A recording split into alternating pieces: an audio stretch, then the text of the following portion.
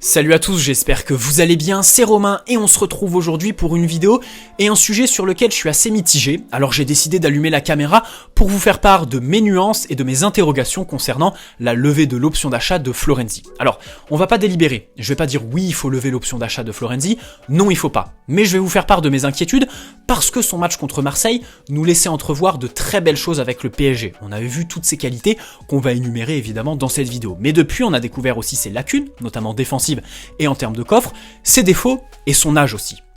Et c'est pour ça qu'aujourd'hui je me pose pas mal de questions, notamment au niveau de son statut, et pour moi c'est la clé de cette vidéo en fait, c'est ce que j'aimerais faire passer comme idée dans cette vidéo sur son statut. Alors on va commencer, on va faire très large, on va commencer avec ce poste de latéral droit qui fait beaucoup parler au PSG. On va commencer avec le seul sur lequel on n'a pas grand chose à redire, Timothée Pembele, jeune, qui a été intégré à la reprise lors du premier confinement avec le groupe, qui a commencé en pro cet automne, en début de saison, ensuite il a bien enchaîné avec Tourelle.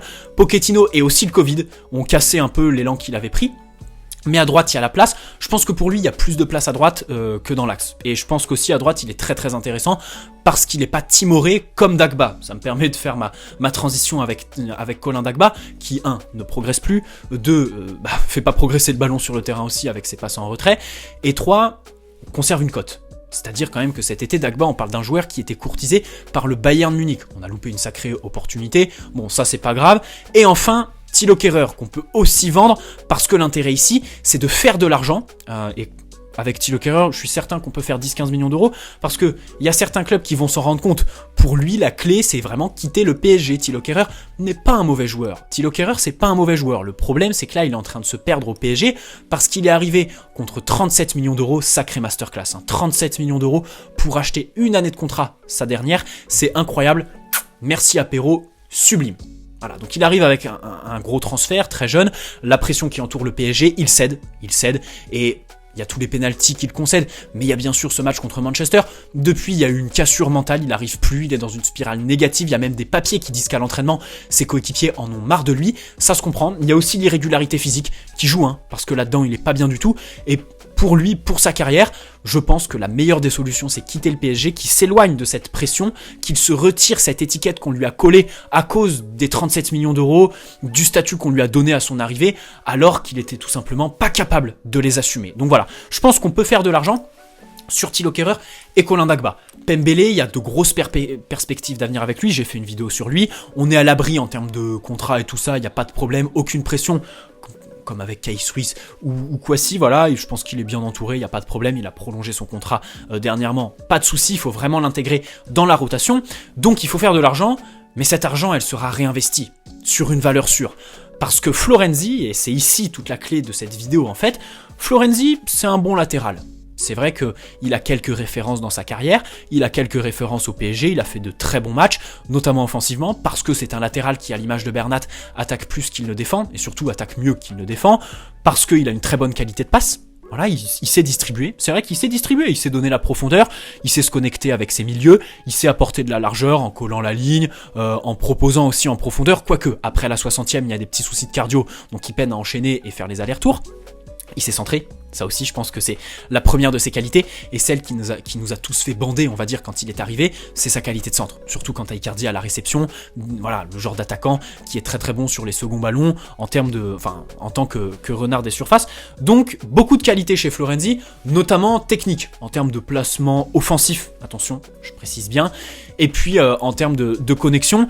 On dit beaucoup, c'est vrai qu'on s'est réjoui du départ de Thomas Meunier, mais au PSG, et ça vaut aussi pour Rafinha, si Rafinha aujourd'hui est apprécié de la communauté parisienne, c'est parce qu'il a le bagage technique, techniquement, il est bon, et on sait tous qu'au PSG, ça je ne cesse de le répéter, pour moi c'est un facteur qui est ultra important. Un joueur qui n'est pas bon techniquement peinera à s'imposer au PSG, ou tout simplement n'y arrivera pas, sera quasi condamné. Il y a le contre-exemple Blaise Matuidi, mais il y a l'exemple parfait de Thomas Meunier, qui n'est pas...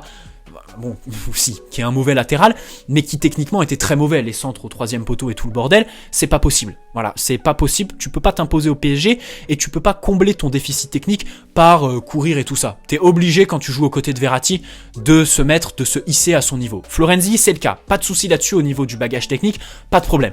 Par contre, défensivement, c'est très compliqué. Voilà, en termes d'alignement, en termes de gestion de la profondeur, il y a le but contre Lyon, là, voilà, où il est clairement fautif, où il peine. Défensivement, c'est très compliqué. Il peine face à des joueurs, d'ailleurs, c'est pas que j'ai peur, mais c'est vrai que c'est un des plus gros atouts du Bayern, posséder Sané, qui va être au duel avec Florenzi. C'est pour ça que l'enjeu pour le PSG sur le match contre le Bayern, ça va être de mettre un ailier qui va apporter de l'équilibre. On peut penser à Moiskin par exemple, comme au match aller contre le Barça au Camp Nou, mais dans tous les cas, Florenzi défensivement, c'est très très friable, et au-delà de son appréhension, de son sens du placement, de sa gestion de la profondeur des mouvements, qui est vraiment pas très bonne, qui est une lacune chez lui, bah physiquement il est pas bon, dans les deux sens du terme. D'abord parce que c'est un joueur qui est assez frêle, petit, donc au duel c'est assez compliqué pour lui, et ensuite parce qu'à la 60e minute, à lui il est grillé. Je suis pas sûr qu'il fume, comme Verratti, mais à la 60e, j'en suis sûr et certain, il crache ses poumons. Il est mort de chez mort, et ça peut pas, enfin, ça ne va pas s'arranger, il peut pas vraiment le travailler, sachant qu'il a la trentaine. Donc là-dessus, je me pose beaucoup de questions, et c'est pour ça que aujourd'hui, Florenzi, attention, je ne le recruterai pas déjà en tant que titulaire. Son statut, attention, Florenzi, il faut pas faire de lui un titulaire au PSG, c'est trop léger. Il faut vraiment avoir beaucoup plus d'ambition dans un club comme le PSG. Alors vous allez me dire, oui, mais il n'y a pas d'argent, on va se contenter de ça.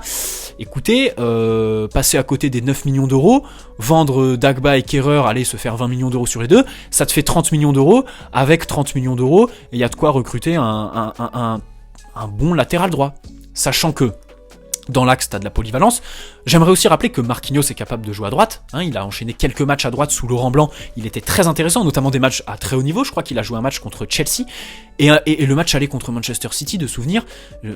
Allez vérifier par vous-même, parce que j'ai peur de dire une connerie. Mais je crois qu'il joue à droite. Donc bref, tout ça pour vous dire que vraiment, vendre 3 joueurs pour en recruter qu'un à droite, si c'est une valeur sûre, ça me dérange absolument pas. Et les 9 millions d'euros sur Florenzi, je suis quand même perplexe. Dans le sens où d'abord, pour moi c'est certain, c'est la délibération de la vidéo, recruter Florenzi pour en faire un titulaire, c'est niet, c'est non, c'est mort. Il a sûrement des qualités offensives, il est sûrement très intéressant pour la rotation. En Ligue 1, il y a une très belle forme de régularité, mais quand le niveau s'élève, il prend l'eau. Voilà, il prend l'eau, il peine à défendre, il a des lacunes, à la 60e il est grillé. Et puis offensivement, quand il y a la pression, bah des fois c'est vrai qu'il fait un peu n'importe quoi. Des fois il peut paniquer. Le ballon, il lui colle un peu. Enfin, le ballon, t'as l'impression que c'est une boule de feu. Tu vois ce que je veux dire ? Il veut s'en débarrasser très très rapidement. Il y a cette forme un peu de peur et d'appréhension du plus haut niveau chez lui. Donc cette vidéo pour vous faire part de mes petites interrogations. Alors il y a Emerson du Betis et du Barça qui paraît intéressant. Alors pour tout vous dire, je regarde pas le Betis tous les week-ends, mais j'ai une petite idée, j'ai un petit ordre d'idée sur le joueur. Je vais me faire quelques matchs de lui, quelques vidéos comps évidemment aussi, pour vous préparer une vidéo sur lui. Voilà, vous préparez une vidéo sur lui, ça va arriver, les vidéos mercato vont revenir avec des noms, des analyses pour vous présenter les joueurs, bien sûr, ça c'est la base de la chaîne. Donc j'en profite de cette vidéo pour vous dire qu'il va y en avoir une sur Emerson, pourquoi pas le recruter en lieu et place de Florenzi, qui pour moi déjà donne pas entièrement satisfaction. Voilà, il donne pas entièrement satisfaction, à moins qu'on renégocie aussi l'option d'achat. Je suis pas sûr qu'à Rome ils en veuillent, je suis pas sûr que, je pense qu'à Rome ils vont vouloir s'en débarrasser, mais 9 millions d'euros, voilà, à 5, ok. Et surtout, même au-delà du prix en fait, c'est vrai que c'est des petites sommes. Vous allez me dire, c'est 9 millions d'euros, c'est rien. Ah ouais, mais à un moment donné, 9 millions d'euros plus 9 millions d'euros plus 9 millions d'euros, ça commence à faire, et t'empiles les joueurs qui ont pas le niveau, et tu te retrouves avec un effectif, t'as Neymar devant, oui, mais tu l'entoures de bras cassés, tu l'entoures de joueurs qui n'arrivent pas à élever leur niveau de jeu, et la problématique arrive. Voilà, 9 plus 9 plus 9, ça commence à faire. Voilà, c'est ce que j'aimerais faire passer dans cette vidéo. En plus des petites interrogations que j'avais sur Florenzi. Bon, j'espère avoir à peu près tout dit. Voilà, je vais vous souhaiter une très bonne soirée. N'hésitez pas à me donner vos avis. Alors, j'ai peut-être été très critique, vous me connaissez, je suis super entier, on va dire, et quand je critique, quand il y a quelque chose qui me déplaît, je peine à nuancer, on va dire, mes propos. Donc voilà, n'hésitez pas à donner vos avis dans l'espace commentaire. Sachez que j'ai absolument rien de personnel contre Florenzi, mais je voudrais juste vraiment signaler que le recruter en tant que titulaire, ce serait une erreur. Et ça, c'est une certitude aujourd'hui. Je me suis levé ce matin en me disant... Là, il y a 2 mois, t'en étais pas sûr. Là, tu en es sûr. Tu ne sais pas, Romain. Tu ne sais pas encore. Tu peux pas dire s'il faut lever ou non son option d'achat. Mais ce qui est sûr, c'est que si on la lève, c'est pas pour faire de lui un titulaire. Voilà. Maintenant, reste à savoir si on va faire des sous sur Dagba et Kehrer et si le club veut vraiment recruter une valeur sûre à ce poste, parce que pour moi, c'est la priorité numéro 1 cet été. À voir après en fonction du parcours en Ligue des Champions. Voilà, 10 minutes de vidéo, c'est très très bien. Très bonne soirée à tous. Allez Paris. Ciao.